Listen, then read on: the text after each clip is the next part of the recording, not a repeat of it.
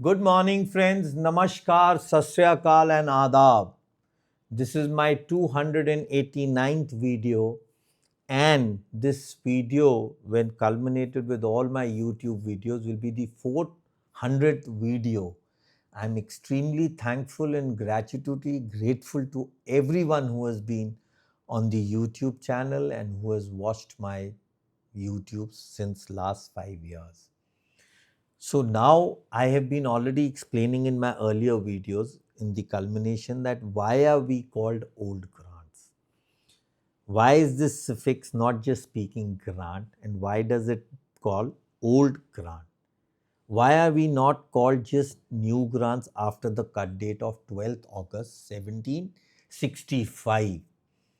How all this began, how this word old grant or new grant, which I've been using in my fag end of my videos, what does this really mean? Now, when the Plassey War or the Buxar War happened, and then the Supreme Court of the British overturned the entire war into a sovereignty and gave the sovereign powers to the British. Instead, they were holding a treaty with the Mughals at that time. So, what does this proclamation of 1793 in the passage of time actually say? It was basically scrutinizing all the revenue free grants. Now, the Governor General in Council will impose such assessments as he may deem equitable on all lands at present alienated and paying no public revenue, which have been or may prove to be hold under illegal or invalid titles. These grants are spoken of as lakhiraj grants, and the lands where lakhiraj lands, the name I have told is an Arabic word divided into two, la and khiraj. So la meant negative, khiraj means the revenue. Now, where do we read these revenue free grants chapter? As per book Baden-Powell 9556, section 15, lakhiraj lands. Connected with the subject of the settlements must be maintained the action taken with respect to lakhiraj or revenue free lands. At all times, grants of this kind had been made, chiefly either for charitable or religious purpose, or for rewards, or to enable the grantee to upkeep the military forces to aid the sovereign. So these were service grants either. Then it was that the ruler to begin was unable to pay cash to his salaried people.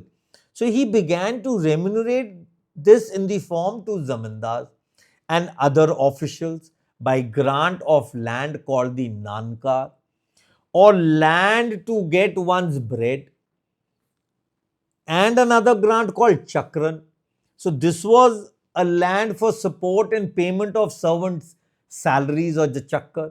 So revenue free grants also were made not as they ought to be, always by the supreme ruler, or at least by his great provincial subedars or deputies, but by all sorts of unauthorized subordinates. And who are these subordinates? It is referred.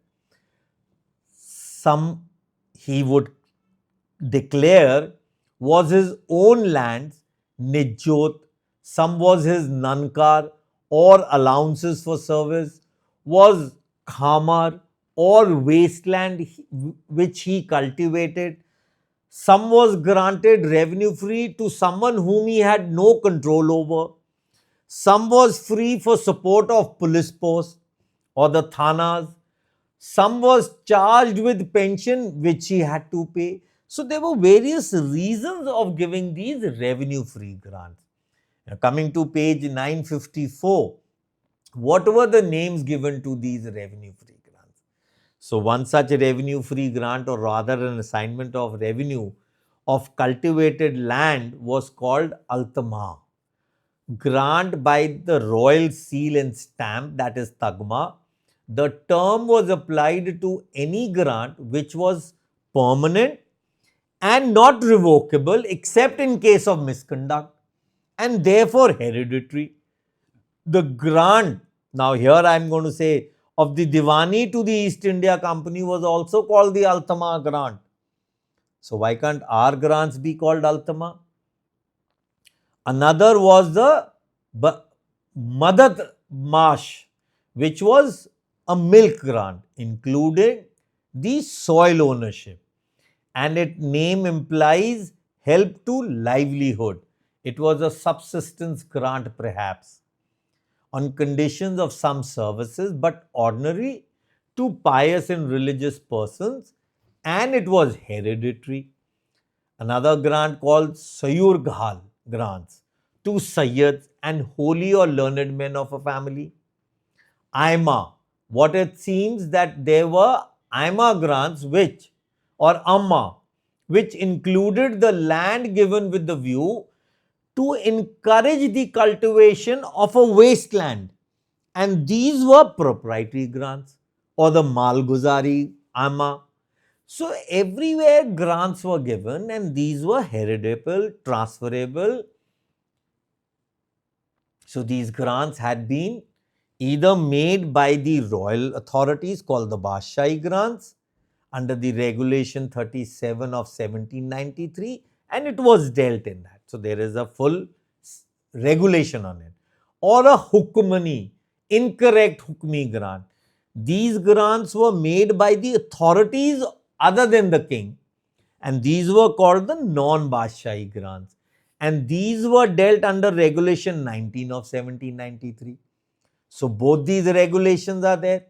It was later that the class were the most likely to be doubtful in origin. Now this was that non-Bashahi grants.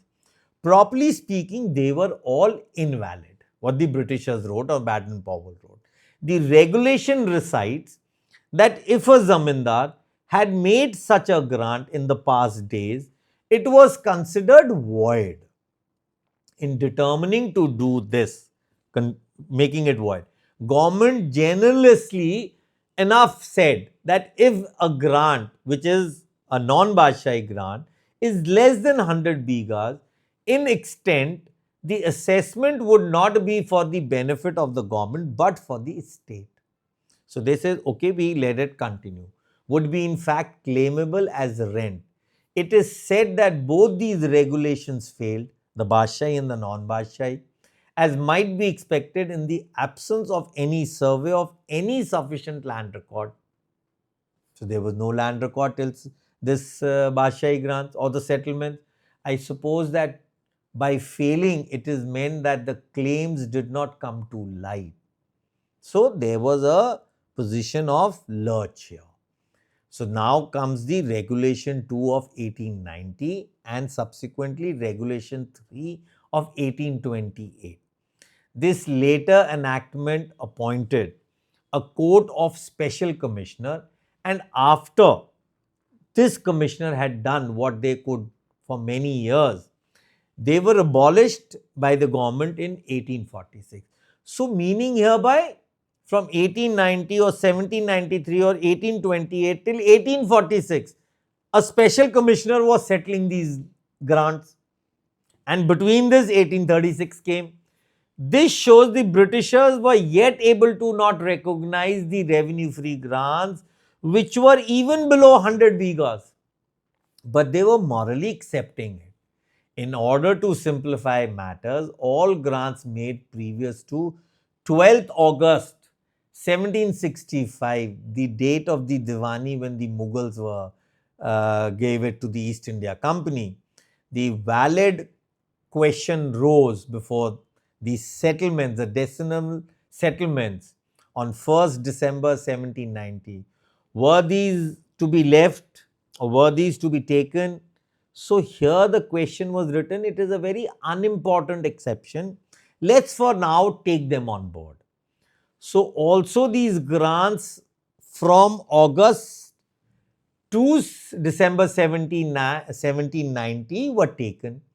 The provisions of both regulations refer only to the revenue question and not to the right in the soil, which is disputed and could be settled only in the civil court, which the law said. Now, what does this mean? That a grant prior to 1st August 1765 or even between 1st December 1790 were valid, but even after 1st December 1790 were to be valid after court case filed. So, who did the same for your and my grant? Did the DC then do it, or was it the military or the commander-in-chief do it? So, these were the various questions. One would want to know the legal implications to this claim or pleading that we are old grants and we are revenue-free grants. So, where do we fit in? And how do we claim this? How authenticated this claim is? Here I will tell you. The same law which says is section 21 procedure and limitation. The settlement holder or manager, should the estate happen to be held khas, which was called a revenue free, was empowered to levy rent. I had the powers to levy rents or to eject or unentitled holder of the land. So my right to ejectment was there without an action in court or notice to the revenue officer. So my 100 bigha was to my soil ownership. But this limitation applied only to invalid grants dating from 1st December 1790. In order to assess or to eject from a grant previous to 1790, a regular suit was to be filed first. Did the department do? Let's say if I am not a grant prior to 12th August 1757, then what did the government do? No. Did they do it after December 1790? No. So, section of Regulation 2 of 1890 endeavored to facilitate resumptions of grants previous to 1790 by saying that the application to resume might be presented direct to the collector, or if presented to a civil court, should be referred to a collector for an opinion. But this was found inconvenient and was repealed in 1862 by Bengal Act 7. So that means from 1819 to 1862, something was going. But did it happen? Did it not happen? Did court cases were filed? Were boundary pillars of the cantonments made? Did the commander-in-chief or the station commander file suits against these grants? Nothing is coming forward. It should be remarked that the landholders at no time largely availed themselves of the summary power given in section 10 of Regulation 19 of 1793, but they preferred to resort to the civil court even when the practice of resumption became more general. So friends, please understand, resumption is not something what we understand today. In consequences, section 30 of Regulation 2 of 1819 was frequently misapplied. It was not intended to apply to cases under section 10 of Regulation 19, regarding which no suit at all was needed. And therefore, if one was filed, it was the landlord owner's pleasure. It was designed to facilitate inquiry as to grants before 1790 for which a suit was needed, but it got applied to both, even prior, even 1757, till Privy Council ruled that it could not be legally so. So section 10 was finally overruled.